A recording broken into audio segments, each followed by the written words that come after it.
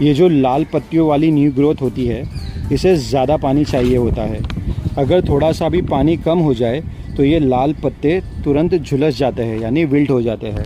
तो ये मिट्टी के बेनिफिशियल माइक्रोब्स को मल्टीप्लाई करता है और प्लांट में थिक बेजल शूट्स को ट्रिगर करता है, जो बिना धूप के भी लीव्स में क्लोरोफिल और डार्क ग्रीन कलर मेंटेन रखता है।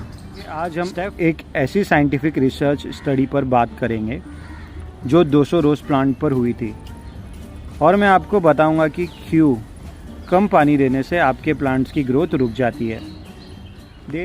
हेलो दोस्तों, welcome back to smart gardening. अगर आपने हमारी पिछली मास्टर क्लास देखी थी जहां मैंने आपको monsoon smart feeding rotation chart बताया था, तो आज का ये एपिसोड आपके लिए सबसे बड़ा आई ओपनर होने वाला है। आज मैं कोई हवा में बात नहीं करूँगा। आज मैं आपको दिखाने वाला हूँ 100% रियल लाइफ प्रूफ। ये देखिए दोस्तों, मेरे इस रोज़ प्लांट को ध्यान से देखिए। कुछ हफ्तों पहले इसकी ग्रोथ कैसी थी।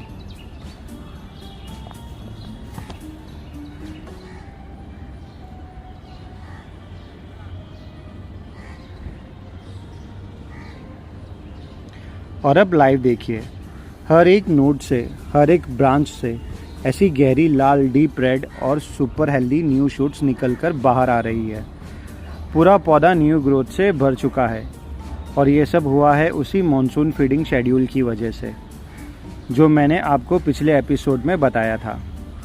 अगर आप भी अपने गुलाब के पौधों में, वो भी बिना किसी सिंडर, बिना किसी कोकोपीट के और प्योर मिट्टी में ऐसी ज़बरदस्त ग्रोथ चाहते हैं, तो आज के एपिसोड शुरू से अंत तक बिना स्किप किए देखिएगा, क्योंकि आज हम एक ऐसी साइंटिफिक रिसर्च स्टडी पर बात करेंगे जो 200 रोज़ प्लांट पर हुई थी, और मैं आपको बताऊंगा कि क्यों कम पानी देने से आपके प्लांट्स की ग्रोथ रुक जाती है। देर किस बात की, चलिए वीडियो को शुरू करते हैं। दोस्तों, जिन लोगों ने मेरी पिछली डिटेल मॉनसून फीडिंग वाली वीडियो नहीं देखी थी, उनके लिए मैं एक क्विक शॉर्ट रिकैप दे देता हूँ कि हम अपने मिट्टी में गुलाब को बरसात में कौन से 5 स्टेप रोटेशन दे रहे थे। Step 1, DAP powder method, root booster. Di ammonium phosphate यानी डीएपी, लेकिन बरसात में गीली मिट्टी पर डीएपी के दाने यानी ग्रैन्यूल्स डालना सबसे बड़ी गलती है। इसलिए हम इसे ग्राइंड करके फाइन पाउडर बनाते हैं और 1 ग्राम पर लीटर पानी में डिज़ोल्व करके ड्रेंच करते हैं। डीएपी सीधा रूट सिस्टम को एक्टिव करता है फीडर और नई फीडर रूट्स बनाने में हेल्प करता है। Step 2, NPK formula, overall growth booster. Balance NPK plant की ओवरऑल कैनोपी, न्यू शूट्स और स्टेम थिकनेस के लिए काम करता है। इसकी कितनी मात्रा देनी है और कैसे रोटेट करना है, ये मैंने पिछली वीडियो में मैथ्स के साथ समझाया था। Step 3, Epsom salt, magnesium sulphate, chlorophyll king. बरसात में दिनों तक धूप नहीं निकलती। जब सनलाइट कम होती है तो लीव्स में फोटोसिंथेसिस रुक जाता है और पत्ते पीले पड़ने लगते हैं। एप्सम सॉल्ट मैग्नीशियम सप्लाई करता है, जो बिना धूप के भी लीव्स में क्लोरोफिल और डार्क ग्रीन कलर मेंटेन रखता है। Step 4, premium liquid organic booster, vermi compost plus potash fermentation. ये हमारा सीक्रेट वेपन है। वर्मी कंपोस्ट और ऑर्गेनिक पोटाश को 72 घंटे पानी में फर्मेंट करके जब हम ड्रेंच करते हैं, तो ये मिट्टी के बेनिफिशियल माइक्रोब्स को मल्टीप्लाई करता है और प्लांट में थिक बेजल शूट्स को ट्रिगर करता है। Step 5, humic acid, nutrient uptake and root defence. Humic acid का सबसे बड़ा काम यह है कि जितनी भी खाद हमने स्टेप 1 से स्टेप 4 तक दी है, मिट्टी की रूट्स उसको 100% अब्जॉर्ब कर सके। ये रूट्स के चारों तरफ एक प्रोटेक्टिव जोन बनाता है। इसी 5 स्टेप शेड्यूल का रिजल्ट है जो आज मेरे प्लांट्स में ऐसी ज़बरदस्त न्यू ग्रोथ दिख रही है। डिटेल फीडिंग शेड्यूल का लिंक डिस्क्रिप्शन में है, वहाँ से ज़रूर देख लेना। अब आते हैं सबसे मेन पॉइंट पर। मैं इंस्टाग्राम पर रोज़ाना हज़ारों सब्सक्राइबर से इंटरेक्ट करता हूँ, उनके प्लांट्स की पिक और वीडियोस देखता हूँ। प्रोसेस, जो लोग मेरा बताया पूरा process word to word follow कर रहे हैं, उनके प्लांट्स में एक्स्ट्रा ऑर्डिनरी ग्रोथ हो रही है। वो मुझे इंस्टा पर फ़ोटोज़ और वीडियोस भेजते हैं और आगे की क्वेरीज पूछते रहते हैं। मुझे देखकर इतनी खुशी होती है कि प्योर मिट्टी में भी लोग कितने सुंदर गुलाब उगा रहे हैं। लेकिन मैंने कुछ फॉलोअर्स की चैट्स में एक सबसे बड़ी गलती नोटिस की है, जिससे शुरू में तो उनके प्लांट्स में न्यू ग्रोथ आती है, लेकिन बाद में ग्रोथ स्लो या स्टॉप हो जाती है। शुरू में आप मेरा शेड्यूल फॉलो करके 500 ml या 1 लीटर न्यूट्रिएंट वाटर देते हैं, लेकिन जब आप देखते हैं कि पॉट के बॉटम होल से पानी बाहर निकल रहा है तो आपको लगता है अरे मेरा न्यूट्रिएंट पानी वेस्ट हो रहा है, पौधा तो अभी छोटा है, तो चलो अब से सिर्फ 100 ml या 200 ml पानी देते हैं। दोस्तों, ये आपकी सबसे बड़ी साइंटिफिक भूल है। मैं ऐसी हवा में बातें नहीं करता, मैंने इस पर पूरी रिसर्च डेटा पढ़ी है। रोज़ प्लांट पर एक साइंटिफिकली मॉनिटर्ड स्टडी हुई थी, जहां एक ही वैरायटी के 200 छोटे रोज़ प्लांट्स को पॉट में लगाया गया। उनको अलग अलग बैचेस में डिवाइड करके अलग अलग क्वांटिटी में न्यूट्रिएंट वाटर दिया गया। 20 प्लांट को सिर्फ 100 ml न्यूट्रिएंट वाटर, 20 प्लांट्स को 200 ml, 20 प्लांट को 300 ml और इसी तरह बैचेस बनाए गए। रिज़ल्ट क्या निकला? डेटा ने साफ दिखाया कि जिन रोज़ प्लांट को सबसे ज़्यादा क्वांटिटी में यानी 1000 ml यानी 1 लीटर पूरा भरकर न्यूट्रिएंट वाटर दिया जा रहा था, उनकी रूट डेवलपमेंट और वेजिटेटिव ग्रोथ बाकी सभी 180 प्लांट के मुकाबले सबसे फास्ट और सबसे ज़्यादा और सबसे थिक हुई। ऐसा क्यों हुआ? साइंटिफिकली समझिए।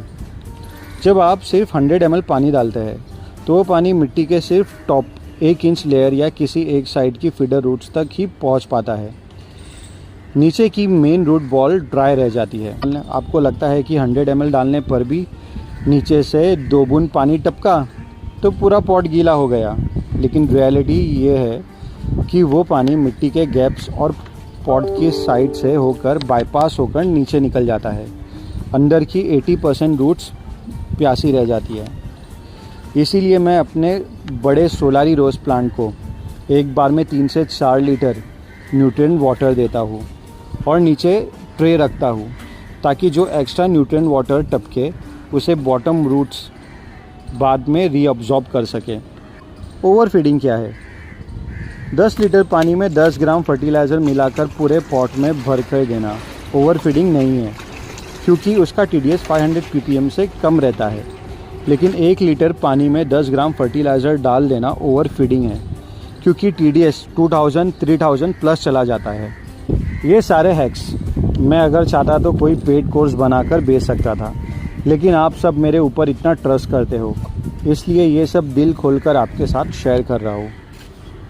अब बात करते हैं अगली सबसे बड़ी गलती की, पॉट ड्रेनेज सिस्टम।